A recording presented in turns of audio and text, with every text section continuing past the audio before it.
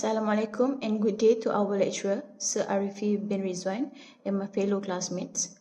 Before we begin, I would like to introduce the members of today's debate. Representing the proposition team, me, Zahid Shakina binti Muhaizad, matrix number 2025914435, and the second is Nur Fazirul Amri bin Roslan, matrix number 2022651454.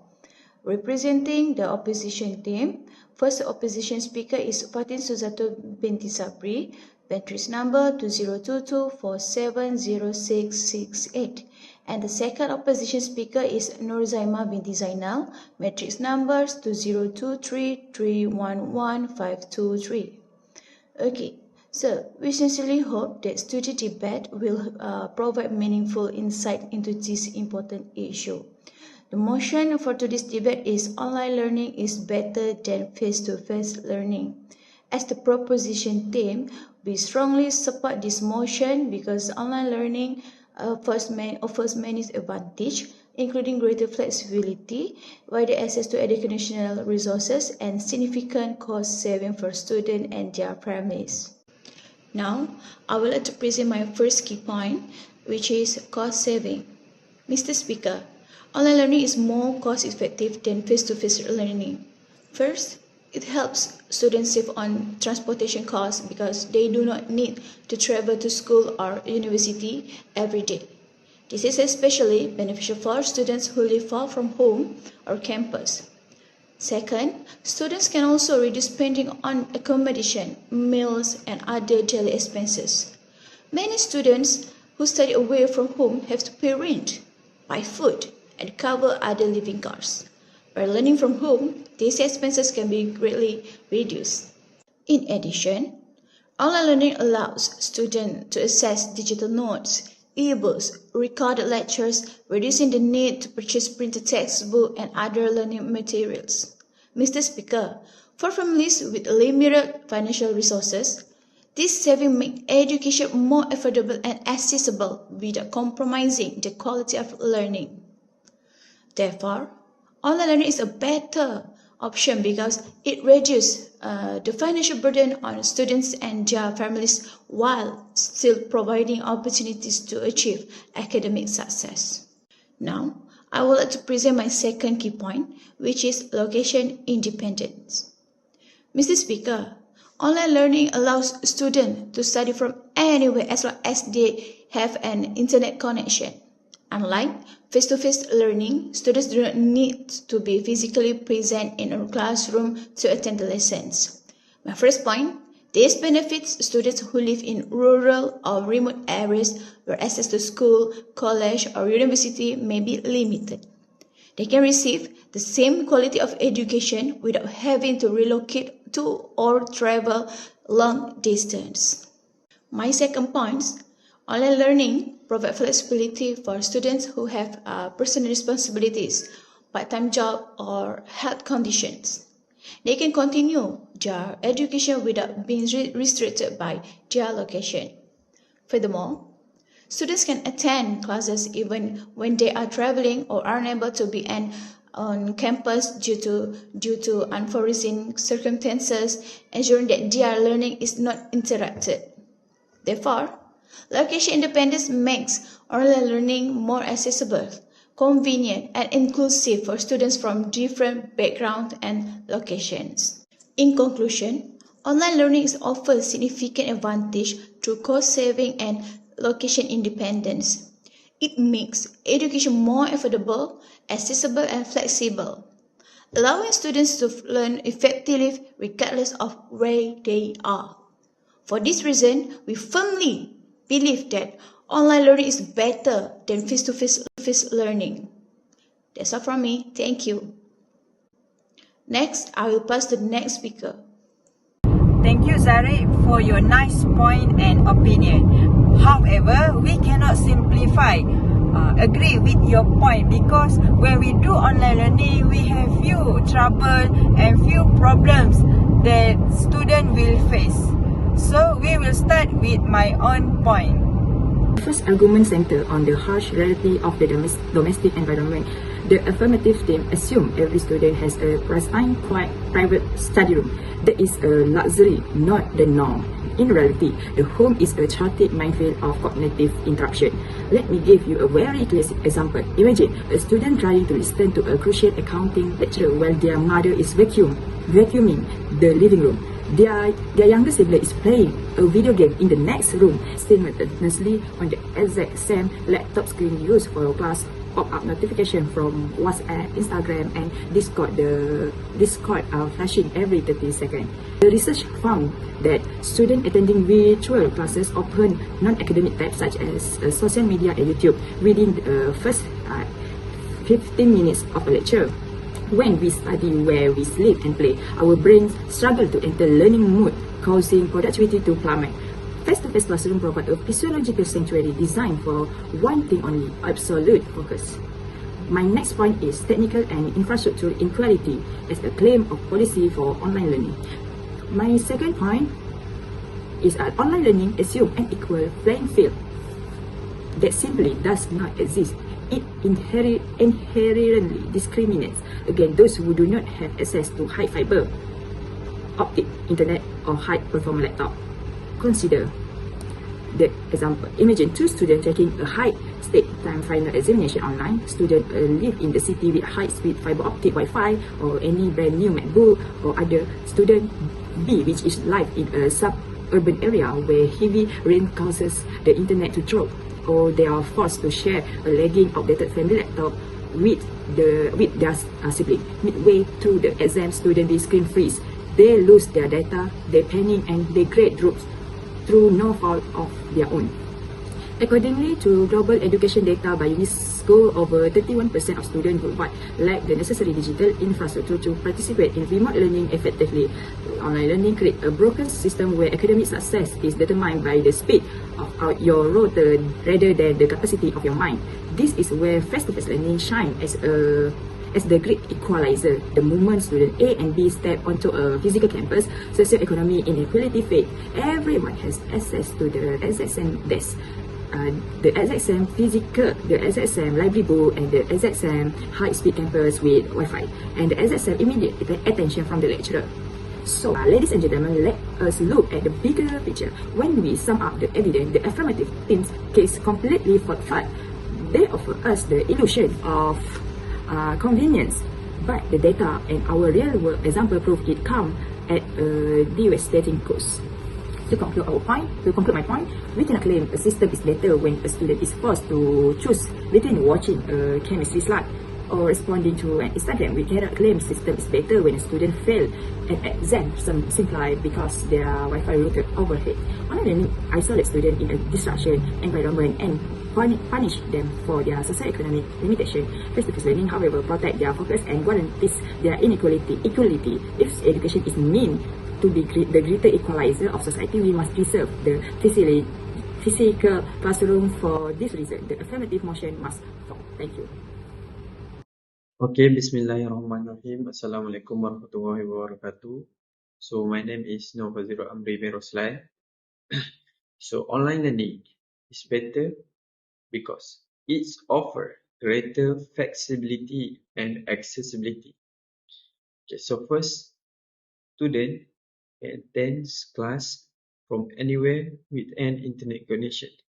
Even though we are at home, we are working, or we are doing anything else, we can still attend the class.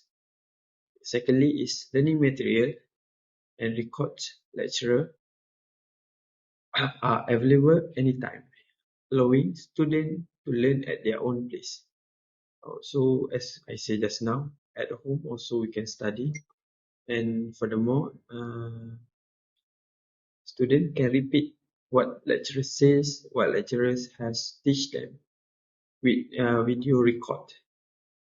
Then student who are sick, working part-time, or living far from the campus can continue their education without interruptions. So if we have some issues on our healthy, or we have to work part-time to earn our money, we can still study with a video record by lecturer, or something like nowadays FaceTime, video call, or we can study with using online method. And then online learning make educations more accessibility for people with disability or those in remote areas, such as what I say just now. People who far from the campus still can study. It's more more uh, more do not have more cost because we do not have to go to the campus, but we still can study.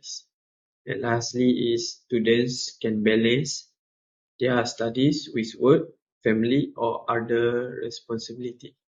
As now, as a student, we also have to earn some money to for ourselves because nowadays economics are, you know what, so we have to earn some money. So with online online learning, even though we have some works or anything else to do, we still can continue our studies everywhere. So for example, just like now I say, students who have a part-time job can watch record lecture after work, ensuring they don't miss important lessons while still earning income for ourselves. So online learning provides flexibility and accessibility that traditional face-to-face learning can always offer. It allows more people to access educations regardless of their locations, schedules, or personal circumstances, making it better choice for today's learner. Bismillahirrahmanirrahim. Assalamualaikum and good day to our lecturer and my fellow classmate. My name is Nurzaimah binti Zainal. My matrix number is 2023-311-523 and I am here today as the opposition team speaker number 2. Mr. Speaker, my worthy opponent have painted a beautiful picture of online learning, offering comfort, flexible schedule, and not to forget cost savings. But let's look past the screen. Education is not merely just consuming content. It's about a holistic development. And as a second speaker, I will further solidify our case with two main arguments. First, I will look at the erosion of social skill and emotional. Second, I will address the illusion of attention and Zoom fatigue. Mr. Speaker, a school is just not an information delivery mechanism. It's a micro-society. In-person schooling forces students to navigate through a complex group dynamics, decipher subtle body language, and organically build empathy within themselves. And this daily physical interaction are the literal training ground for the brain. Online learning completely strips this away, replacing human connection with digital isolation. We have to remember, the simple, undeniable reality is this: you cannot download social skill through a Zoom link. Now let's take a close look at this graph. It reveals a staggering, undeniable surge in students reporting profound isolation during mandatory online learning.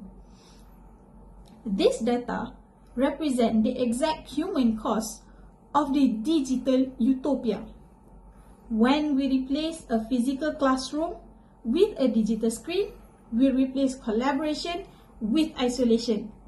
And face-to-face interaction is where we learn how to be human. It is a vital, irreplaceable skill that computer screen cannot simply replicate. My second point addresses a claim of fact, online learning completely compromises academic integrity by creating an illusion of attention and Zoom fatigue. There is a grand difference being logged in and being engaged. In a physical classroom, a teacher's presence naturally commands focus and accountability. In an online setting, that accountability is vanished.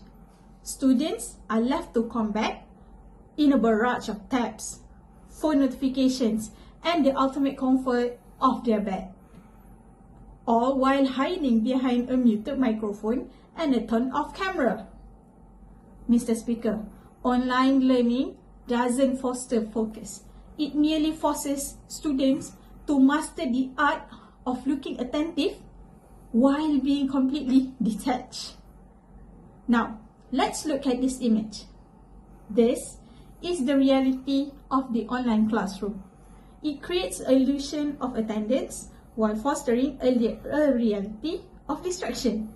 We are physically present in our rooms, but mentally absent from our educations. Mr. Speaker, now let's talk about the epidemic of digital age, Zoom fatigue. The proposing teams want to convince us that online learning is seamless, but the reality is that human brain was not designed to stare at a pixelated screen for 6 hours a day. When we remove the physical dimension of learning, we force students into a stage of cognitive exhaustion. Every second a student spends on a video call, they are battling a massive cognitive load, trying to read body language that isn't there, dealing with internet lag, and fighting the anxiety of being constantly watched by a camera. This isn't a sustainable model for education. It is instead a fast track to academic burnout. Mr. Speaker, for the conclusion, the choice before the House today is simple. Do we favor a system that treats students as a data streams, or do we defend the physical environment engineered for true learning? We have proven that online learning compromises academic integrity through endless distraction and fractures mental well-being through Zoom fatigue.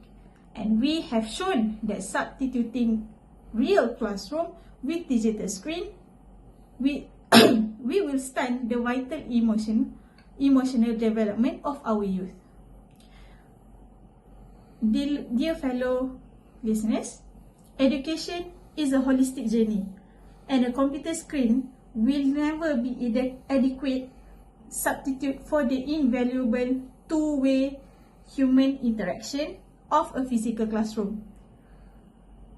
The opposition stands firm. We must defeat this motion. Thank you. Thank you to all our debaters for such an insightful session.